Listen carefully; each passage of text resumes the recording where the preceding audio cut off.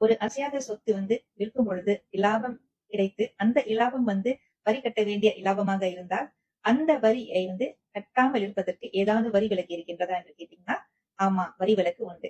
இது எங்க இருக்குன்னா real property gains tax act 1976 section 8ல என்ன குறிப்பிடப்பட்டுள்ளது என்றால் மலேசியா சிட்டிசன் அல்லது பெர்மனன்ட் ரெசிடென்ட் ஸ்டேட்டஸ் உள்ளவங்க இந்த வரி விலக்குக்கு அப்ளை பண்ணலாம். இந்த வரி விலக்கு என்பது தனது சொந்த குடியிருப்பு வீட்டுக்கு மட்டும்தான் வழங்கப்படும்.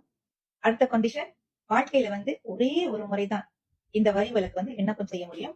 ஒரு தடவை நீங்க அப்ளை பண்ணிட்டு க்ளோஸ் பண்ணிட்டாங்கன்னா வருங்காலத்துல வேற வீட்டுக்கு பெரிய லாபம் கிடைக்குது, அதுக்கு வரியும் கட்ட வேண்டிய ஒரு சூழ்நிலை இருந்துச்சுன்னா ஏற்கனவே அப்ளை பண்ணியிருந்தீங்கன்னா மறுபடியும் நீங்க அப்ளை பண்ண முடியாது.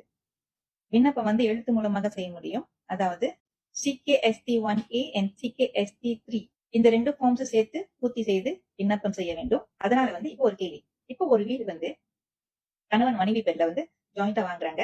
கணவருக்கு பாதி சொத்து, மனைவிக்கு பாதி சொத்து இல்லையா? அப்ப அந்த வீடு விக்கிறாங்கன்னு வச்சுக்கோமே.